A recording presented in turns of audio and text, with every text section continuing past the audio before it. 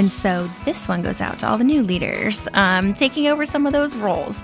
So my wisdom is, if you're stepping into a new leadership role and sort of taking the baton from someone that has been there a long time and holds a legacy, to be patient, to listen to those around you and give yourself grace and time to really learn what the history and legacy was about. And then as you start to plan sort of your own time and what it might look like for you, then you can incorporate that respect for the past and build it into your future. We are looking forward our way from Studio C in the 511 studios in the Prairie District, south of downtown Columbus, Ohio. Hi, this is Brett. You know, the issues of seniors and the need for senior services continues to grow in our community, and we're very happy to have our friend Katie White with us today.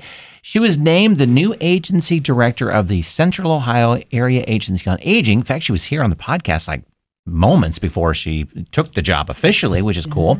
And she's here again to give us a glimpse into COAA's forward motion. Katie, thanks for being back. Thanks for having me. Sure. It's always wonderful to see you, and thank you for, you're doing a 2 up here in this season for our podcast. And we have always learned so much about the aging community and the needs in the aging community whenever you come to see us. You know, in the past, as the director of Age Friendly Columbus and Franklin County and the director of the Age Friendly Innovation Center at Ohio State's School or College of Social Work. That's a mouthful. I bet your business card was like an 8x10 or something. 4x6 cards. Oh, you're right. Yeah, right. Yeah. Exactly. So now you're leading an agency that covers 8 counties in Central Ohio. So talk about changes. Absolutely. So let's first talk about your journey to this point, your previous work and experiences, and your academic training, because you have a fairly new master's. I do have a fairly new master's. I graduated from my kitchen table alone during the pandemic. It was great. It was just how I always imagined it. Yes, especially in social work, right? Exactly. Did you play some music in the background while you walked around the kitchen? I didn't, circumstance but I a little bit, might have had a glass of wine. Okay. There you go. Off screen. There you go. Yeah, there you go. Got to give yourself something. Yeah. Exactly. So I have an interesting career path because it sort of reflects my personality, where I like to do a lot of different things. I don't like a ton of repetition. So I've been in a lot of different industries. My first job out of college was actually in logistics because no one knew what a gerontologist did. So then when I was finally able to convince someone in aging to hire me, I managed an Alzheimer's unit and an assisted living. Then I did a couple of years in geriatric home health. Then I worked at the Alzheimer's Association, working with education in the rural counties and support groups, working with people with early onset. That then took me to Village Connections, where I helped launch the first village in town. And it was at a conference that I heard about age-friendly communities while working for the Village Network. And so brought that to town, led that for the last 7 years. And then really when I heard about Cindy retiring and the job opening, I thought I can really pull together all these different pieces and all the different areas I've been in aging and bring it together and hopefully carry on the legacy that she created. You know, we've known Katie for a long time. I helped her with Age Friendly Columbus when it started, so 7 years ago. And I'm only guessing here, but older adults are always concerned about age discrimination hitting them, and they're not able to get a job because they're older. Absolutely. When you were trying to break into gerontology, was it the exact opposite? You look like you're 12, and yes, so yes, and it still is. Honestly, if I had $1 for every time somebody over my career has said, "Aren't you a little young for this?" Or, exactly, and especially in this role, it really is something that I can sort of laugh through. But it is. It's a huge piece of sort of doubting, I think, what I can do, which is difficult. And I don't think anybody's really meaning it to be super harmful. But as someone who spent a lot of time thinking about ageism, yeah, it is difficult. Right, because again, you're being judged on superficial issues as opposed to anyone really delving in to what your skills are, which is exactly what older adults are dealing with. Yeah. One of my things I have to say all the time on Zoom is, if you could see me in person, I have a very wrinkly forehead. Okay. I'm older than I look. Zoom makes me look even younger. Like, I have wrinkles. Okay. And I earn them. So. Well, it's unfair that you have to go around and say, well, I'm actually this old. You know, someone said something to me at the grocery store one day and said, well, you don't have to worry about Medicare. And I kind of looked and I'm like, I'm way past that issue. End of story. But, you know, so it's nice when you're older, somebody thinking that you're younger. But when you're younger and not being treated fairly in your level of skills, that's just as bad as age. You know, that's ageism at the other end of the spectrum. It is. And I think, sorry, we're going to go down here a little bit longer, but I think the industry is really interesting too, because you put me or someone else my age in Amazon, you put us at Lyft, you put us in Silicon Valley. We're probably a little old actually for their genre, but you put us in aging, and 38, which is how old I am, you know, is super young. And so it's age is truly just a number. And so it's just been a really interesting question that I have faced forever. And one thing we want to talk about is getting younger people into these industries. Exactly.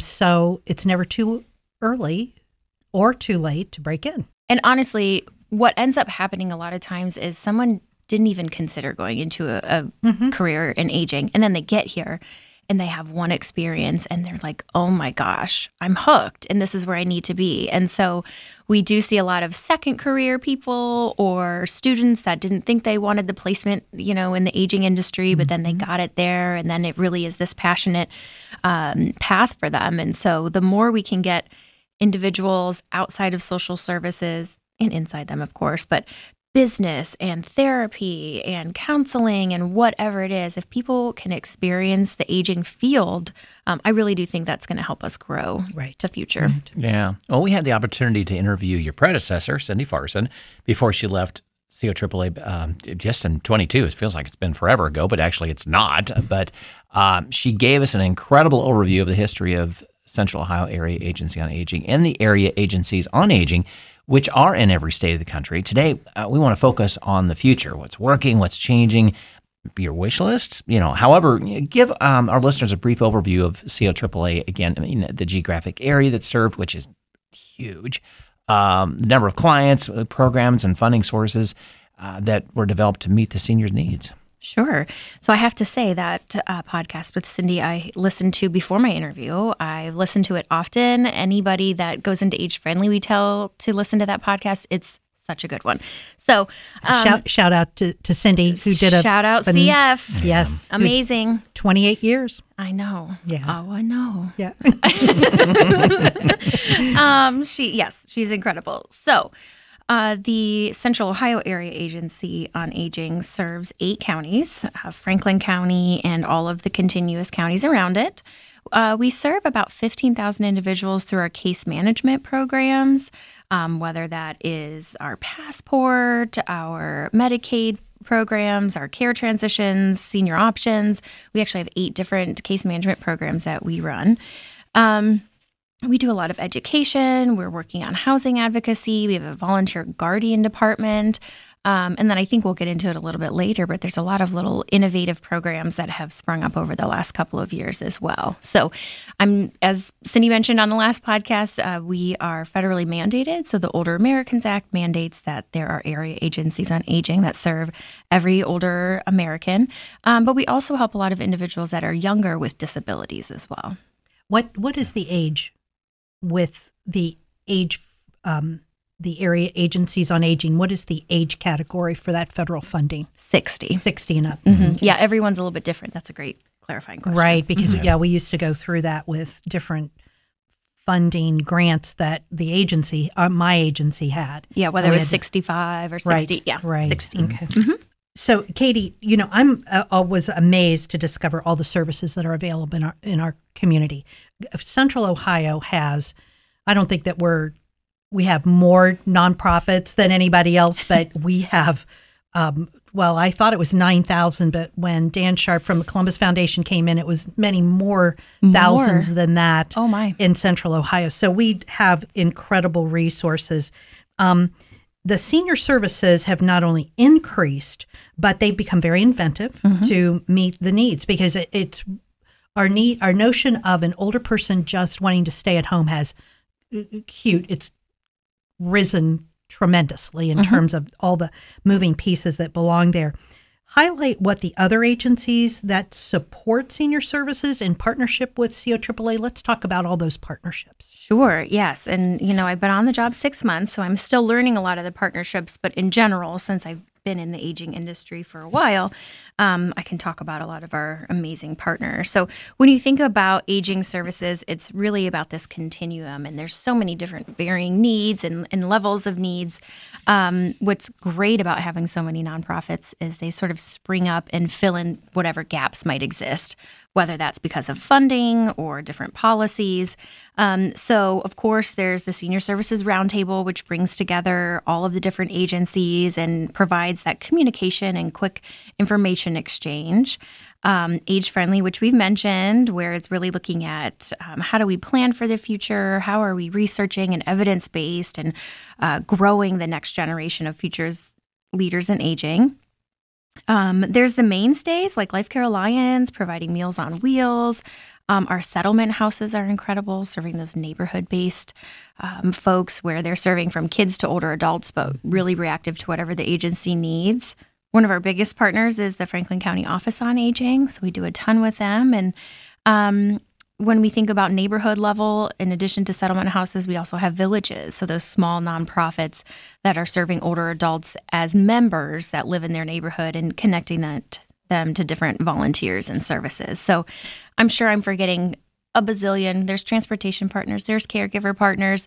But what I will say is really great in Central Ohio is the way everybody works together collaboratively. There's maybe a little bit of competition here and there when it comes to some funding, but for the most part, I think everyone has this great dedication to saying who's the best person to fit what need to make sure that we're getting the services individuals want. Well, and I think one of the fun things, we've already been innovative in looking at senior services, is the Senior Services Roundtable, which we did a podcast on that actually a couple of years ago with Cindy and Fran Ryan. And we were really looking at that notion of there are a lot of cracks, a lot of places that things fall apart, but that Senior Services Roundtable, which is a very informal group, there is no structure, there are no fees, everybody can belong, and I think there's close to 1,000 members in the group now, and it's literally an email process where we just keep in contact with what's going on, and if a senior in our community needs something, usually an email goes out, and literally within hours, it's taken care of. Yeah. And whether it's with the roundtable or the different services that we're providing at COAAA or the settlement houses, villages, what I think, and we'll get into this too, as we think about the future, I think we're all taking a minute and saying, what else do we need to be doing? What have we done that's worked? What have we done that's no longer working? And how do we continue to grow and evolve to meet the same mission that we've each set out to do, but within the new environment and the new context and challenges? So I think it'll be an interesting couple of years as we all work together to say, what else and what's next? And because over the past couple of years, we've seen where things could fall apart so easily. My gosh, yes. And how we can go. I think one of the things that we want to do with this podcast is not only to make sure that people know there are resources out there, but people are convinced to ask for help. Yes, ahead of time. Yes, before it's too late. Before it's too late. Yeah, before it's a crisis. Yeah, you'd mentioned, in regards to the challenges and issues that were met and changed because of COVID. Let's take a look at that. COVID's, let's say it's gone, or we're past that, pandemic challenge. So, you had to make some changes. COAAA had to make some changes. I think you're realizing what those changes are. And, have happened over the last 3 years, almost 3 years. What continued to change, or, what maybe sped up did you see that, it's like, oh my gosh, we didn't realize we needed this, but it stuck. Okay. I think those types of challenges and some programs that, proved to be successful, and all of a sudden it's like, wow, didn't know we needed this, and it works even after a pandemic. Right. Well, I'll start a little bit off by just kind of going over some of the services that COAAA put in place, and as authentically as possible, I'll share, because of course I wasn't there, but I know as a colleague how extremely stressful and how hard everyone worked to sort of stand up some of these programs. So just need to give a great shout out to the COAAA staff. So during COVID-19, there was, of course, a number of different changes that happened. And so one of the mainstays for an area agency on aging is providing Title III funds or federal funds from the Older Americans Act into different service providers. And so in addition to the general funds that were given out this year, COAAA also was in charge of distributing the CARES Act funds to different agencies in town. And so there was, of course, a huge ramp up of having to get more applications in, having to get funds out, and really thinking about how do we lean out some of these processes that generally take long because now we need the money out overnight. But in general, we also put together some different food assistance, including home delivered meals, grab and go, carry out. There was housing and utility assistance, legal assistance. We helped coordinate or did ourselves delivery of personal care items and some emergency kits. And then a lot of different equipment that was needed for different congregate centers or buses. You think about everybody had to buy all that plexiglass and put things up. And so when it was related to older adults and when we had the funds, COAAA was able to push those out and really be flexible and saying, what do you need? Let's make this work together. I also want to mention when you're asking, what needs to stick. So I think thinking about food delivery in a new way and who all should qualify and what those qualification processes should be, we really lessened those restrictions. And I think that was great. If somebody is in need of food access, the least restrictive way to get that to them, I think, is huge. Legal assistance and financial assistance and housing assistance. Our housing prices are skyrocketing. The values are going to go up, which means the property taxes could go up. Intel's coming, growth is coming. So a lot of landlords are increasing prices. This housing, legal, and financial assistance is here to stay, and it's a huge need. Not that it's necessarily a new concept, but I think the volume and severity of the needs is different, and that's something that will definitely stay within. So, Katie, when you think about the work that COAAA has accomplished along with all the other agencies, what was your biggest surprise walking into this job, positive and negative? So to work in aging, but not at COAAA, you know how incredible the agency is. It has a great reputation for a great place to work, good connections, good inclusivity. You hear about serving a region and serving a lot of people, and it just sort of sits and floats out there. And then you walk in the door, or then I walk in the door, and it is just awe-inspiring, the day-to-day incredible things that COAAA staff members do. I mean, you think about 15,000 older adults in the community, whether they're in assisted living or in their homes or an apartment complex, and just the vast array of different challenges and opportunities that each of those individuals experience, and knowing that, we're the people that are connecting with them. We're the people that are making sure they're getting what they need. One of my favorite things to do is to just walk around and listen to people on the phone. And it just, this is going to sound dramatic, but I get goosebumps hearing just those day in, day out, everyday regular connections that I think probably a lot of the case managers and staff there take for granted. But for me to go around and hear them is just, it's amazing. It's truly incredible, the work that they do. So I think that was a pleasant surprise just to be that taken aback at like the talent and the passion that goes into these everyday things. And those folks have been doing those jobs for a long time. We have some serious longevity. Yeah. Now we're about 400 employees, and so that's huge, but you've got a big array of individuals that have been there 10 years, 20 years. We have people that have been there 30 years. And then we've got this additional sort of newer workforce, a good amount at the other end that's been there 5 years or less. And so we're kind of this little microcosm of a study of what does it look like to have, 4 generations of individuals in the same building. And age does not determine level of where you are in the hierarchy either. No, it sure doesn't. Age is yet a number, just a number. Yeah. Right. We've had a lot of discussions, a lot of podcast episodes talking about housing and transportation, that's included in our discussion, or maybe the main focus, all regarding seniors. Do you have any additional information on programs in this area that can help out as well?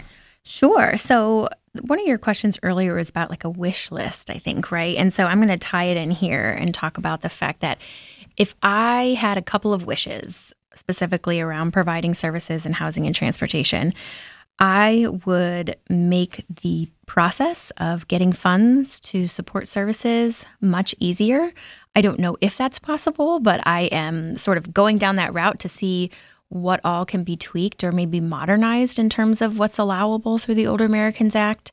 As one of the individuals who received funding and wrote one of those Tell me how hard it was. Oh, it was tough. It was tough. And then when you get the funding, it's tough to then like put in your reporting and all of that. And the spirit and the essence of the Older Americans Act funding is to get it into the community where it needs to go. So how it got from this funding needs to go to older people to the processes that you have to go through until it all the way gets down to the community level, it's just too much. And we're seeing that in terms of providers leaving the space because there's so much administrative cost to getting these funds that's just not worth it. And the reimbursement rates aren't necessarily increasing either, depending on what services you're providing. So I think in order to innovate in terms of interventions and services, we also need to be pushing some policy changes because we have to be able to think outside some of the specific silos that were set up. And when you're talking about those kinds of changes, you're really talking about Congress. Congressional changes. Yeah. It's not local. It's not local. Well, part of it could be local. The Ohio Administrative Code, some of it's in there.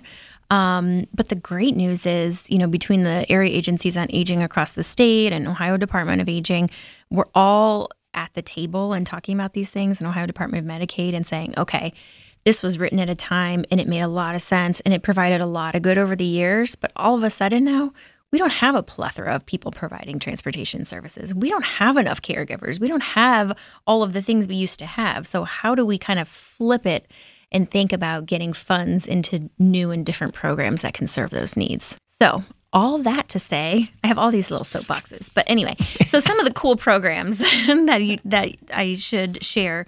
There was a program with Lyft that was piloted a few years ago where the villages were able to tap into Lyft Concierge and schedule rides for their members. They didn't have to pay. They didn't have to have the app. That was a pilot project in 2019 and actually is still in existence in some of the villages. So the pilot money ran out, but they were able to identify and secure additional funds to keep that program going because it was so successful in making sure that older adults can get to where they need to go. There has been some expanded services through our COAAA mobility office or our paratransit available in town. So they created COAAA Mainstream On Demand. And that is much like an Uber or Lyft, right, where you can schedule your ride in real time, except it's with their accessible fleet. So that's incredible and amazing. They also added a new position for a travel trainer and mobility manager. So trying to get to our point earlier, ahead of maybe someone not being able to drive, but they've never taken the bus. So how do we train more people around how to take the bus or how to use the COAAA app? And then they also are just hiring in their first social worker into that office too, which will be great to think about those wraparound services. So a lot of cool stuff going on there. I also want to make sure I talk about Nesterly. So Absolutely. Nesterly it's one of our favorites. Oh, yes. Is it? Oh, have you had Francis on and Tamara? Francis, we covered a webinar. Oh, great. Their webinar on housing issues across the state. Okay. And we included that in a podcast, but we're going to bring Francis back on again. Good. Well, I think Nesterly is really, about to just explode because we're in a housing crisis. Okay, foundational. Everybody knows that. But now that the revaluation is going to come out from the county auditor's office and we know those values are going to go up, I think people are going to be even more financially strapped, unfortunately. But I think that might also open their minds into maybe this is a way that I can maintain my home, stay where I want to live, get a little extra income, maybe a little socialization. So I'm really excited to be in COAAA and get to sort of just tangentially watch and help where I can with Nesterly because I think that's an awesome wave of the future.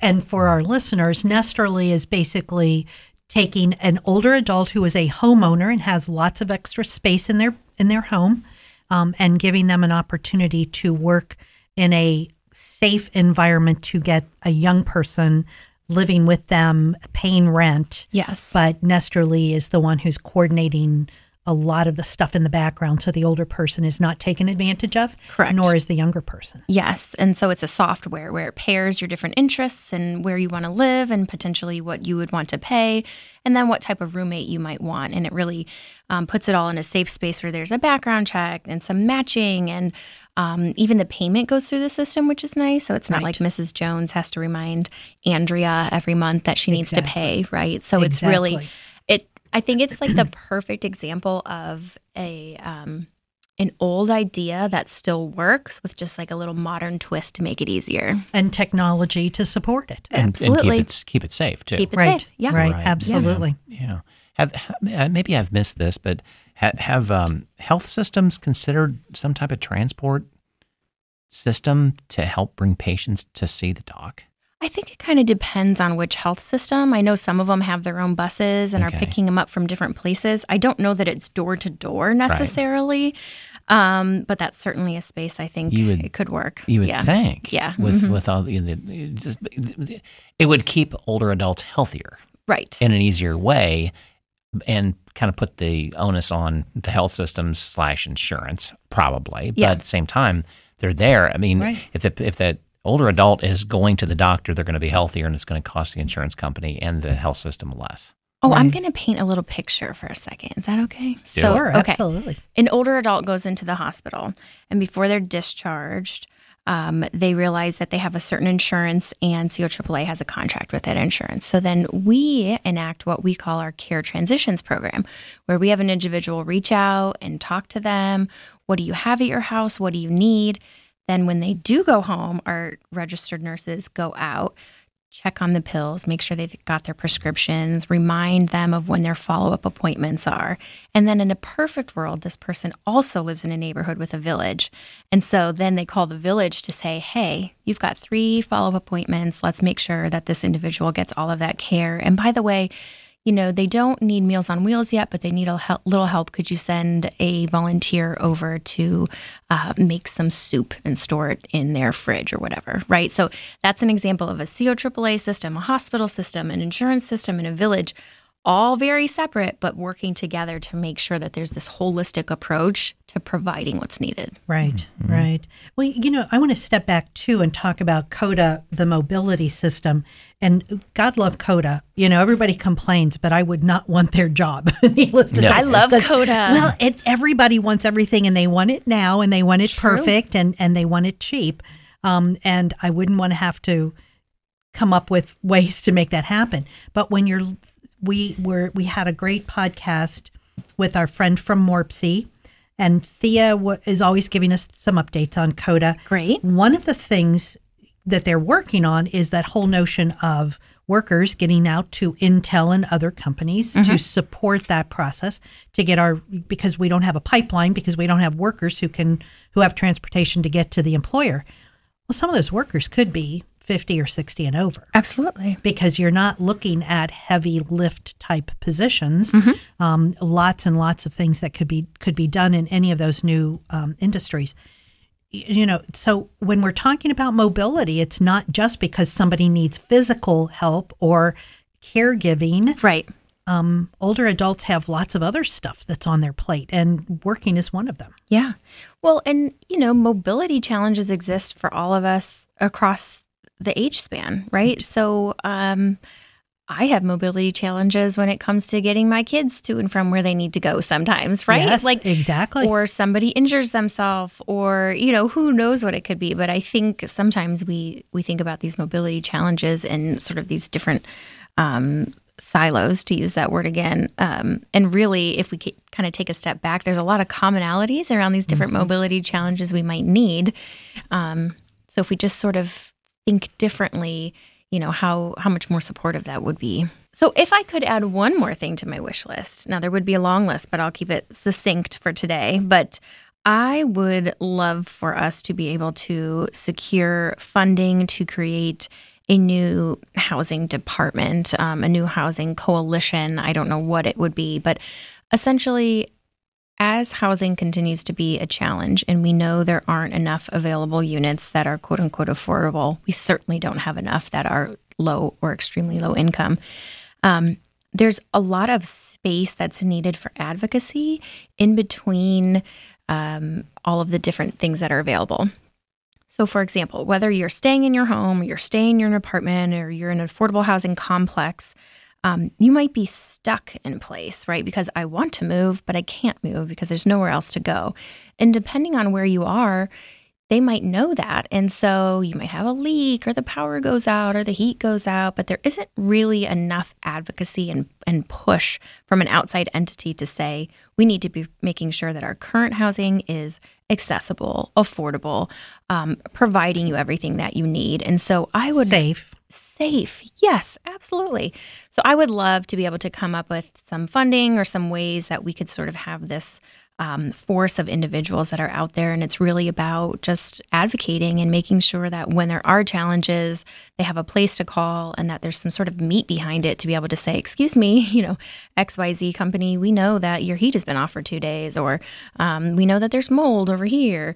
So I think that's the one piece that's missing right now. Or at least isn't strong enough right now. Right.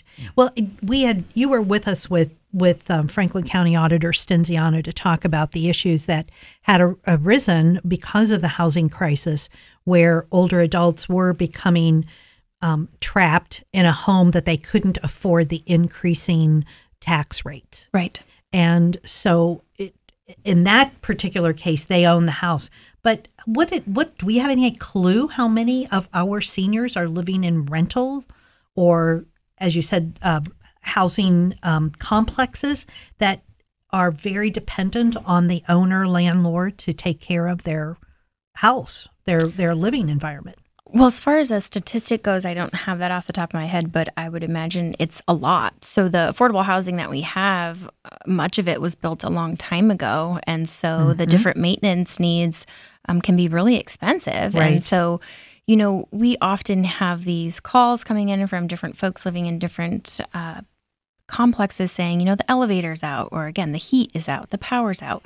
So it's a space that we're sort of stuck between a rock and a hard place, right? Like, we can't lose the affordable housing that we have, but we also need to make sure the affordable housing we have is adequate and safe. Isn't there some rulings now where new housing complexes are required to have so many units that are low income? I think it's affordable. I don't know if it's low income, but affordable. Meaning it's like average market rate. Yeah. Right. Wouldn't that be wonderful if there was also a requirement to have units that were affordable for seniors? It would be amazing. Because affordable for a family where possibly both parents are working may be very different from a senior who's on a fixed income of Social Security, which is not that high. Right. Mm-hmm.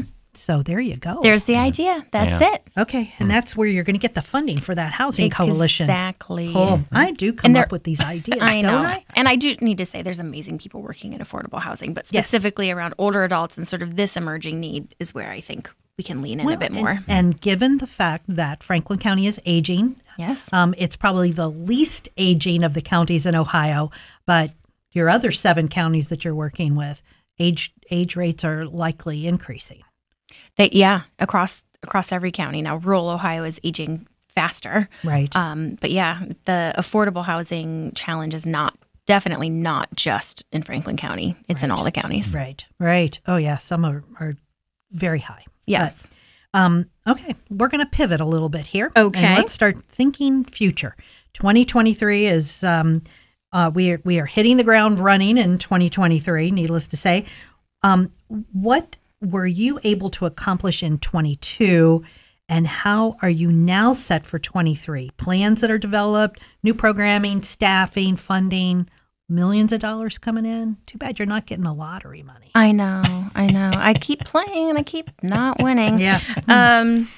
So, okay, when you take a new job and you feel like you've really got it, when you know how to print and you can get in the building, right? So, okay. And you remember your password. And you remember the passwords. Exactly. And your new email address. Yes. Yep. So, those have been accomplished thanks to the amazing successes for 2022. Yeah.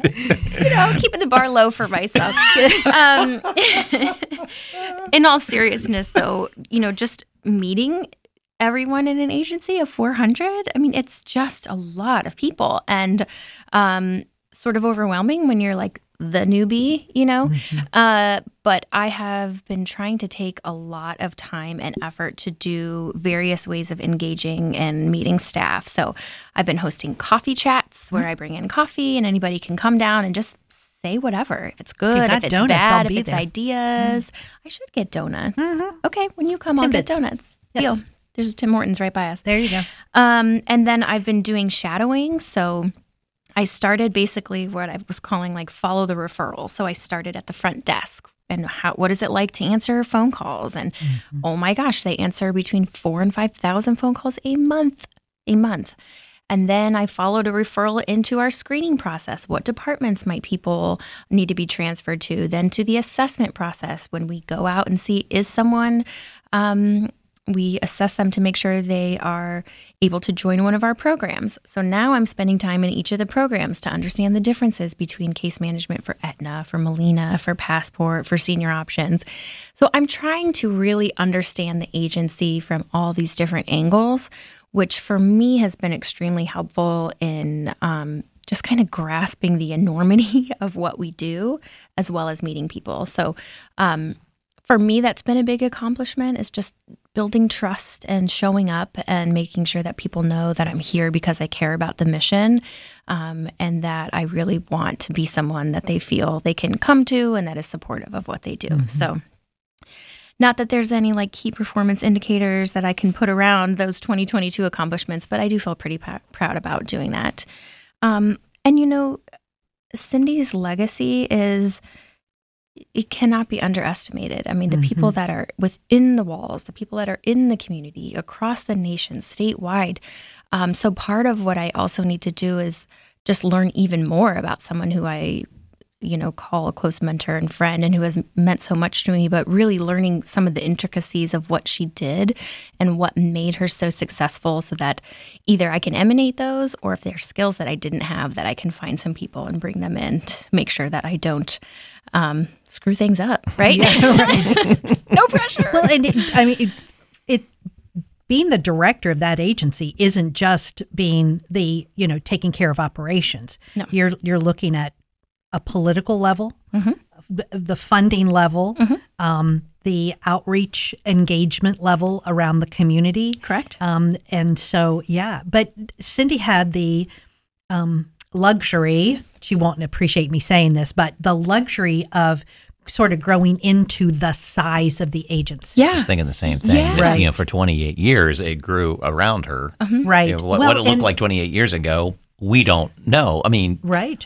And truly, COAAA went through a huge change and increase in staff not that long ago. 2014. Right, with the changes in Medicare, Medicaid in the state of Ohio. Correct. Around the Affordable Care Act. So that it was huge. Huge. And she built that, but now suddenly you're sort of walking into the forest. Yeah. And trying to see past the trees. And not only a forest, but like a flourishing, gorgeous, incredible forest. And I'm like, oh my gosh, I need to make sure that I'm doing, as much as I can to learn as quickly as I can to do this place justice, because, it just is this incredible place. And I will say another piece of what I'm trying to do, especially in 23, as I listen and we think about, what are some of our core themes that we want to work on, and putting some action steps in there and listening to staff about how we can accomplish that, but also understanding how did COAAA evolve and grow in response to the different demands that occurred over those 28 years and even before that, right? And so then what are the different changes in the environment that are happening now, or that I foresee, that I can learn from those methods and continue to evolve the agency to go where it needs to go to be successful? Well, so far, the Older Americans Act has been safe. Consistent. And consistent. Not increasing dramatically based on, just the number of baby boomers coming through. It's not been really added to with the number of people that you have now suddenly are serving. And that's not going to change. There are going to be more and more people who are going to be in need. Right. Do we have any clue as to what's going on with the Older Americans Act? I think it was just re-upped not long ago.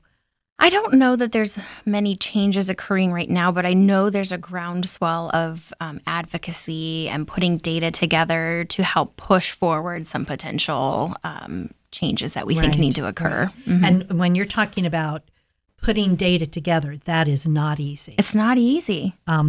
It's not easy, but it is part of the future. Right. You need someone to come in that understands how to speak data and how to put it into a story that can then support what you need. So you really, when you're talking about the issues of data, that's not easy. Caregiving in Ohio, and specifically in Central Ohio, has nothing to do with the model of caregiving in Dayton, let alone Denver. Right. So to do that on a national level is going to be a huge challenge to create and a huge challenge then to fill the data points. Absolutely. Whether it's caregiving or transportation or housing or education, whatever the current intervention or the new interventions that need to be created, we need to have the data to support it. That's just where we're headed. And I think that will be a really interesting concept in 2023 that we will put a lot of time and effort into understanding what are our data needs, what kinds of data do we have, and then how do we put those two together to package up and tell our story. If I remember correctly, the SAMS program, which is the database of information on not just for older adults, but literally for services to across Ohio. When they first told me about the SAMS program, and I was always I think I said something to the board about if we'd have to do SAMS, I'm quitting. It was like 600 pieces of data per person. I don't know the exact numbers, but I know it's actually called WellSky now, or SAMS is robust and not necessarily as efficient or easy as individual organizations providing these important services wishes it would be. Right. Well, before we end, we ask guests if they have any last words of wisdom they'd like to add. You know the routine. You've been on this podcast before. So any words of wisdom as we end? I have new words of wisdom. All right. Cool. I have new ones. Okay. So we are entering this era where so many pioneers and important individuals in human services and social services are retiring. And so this one goes out to all the new leaders taking over some of those roles. So my wisdom is if you're stepping into a new leadership role and sort of taking the baton from someone that has been there a long time and holds a legacy, to be patient, to listen to those around you and give yourself grace and time to really learn what the history and legacy was about. And then as you start to plan sort of your own time and what it might look like for you, then you can incorporate that respect for the past and build it into your future. And I think that really will help with different buy-in as this sort of next wave of leaders comes into these positions. Wonderful. Yeah. Katie, thank you. Thank you. Thank you so much for joining us. Many thanks to Katie White, Agency Director for the Central Ohio Area Agency on Aging, for joining us today. Listeners, thank you for joining us. And do not forget to check our show notes for contact information for Katie and COAAA, as well as all the other resources that we're going to include. Go to our website at lookingforwardourway.com. We are looking forward to hearing your feedback on this and any of our podcast episodes.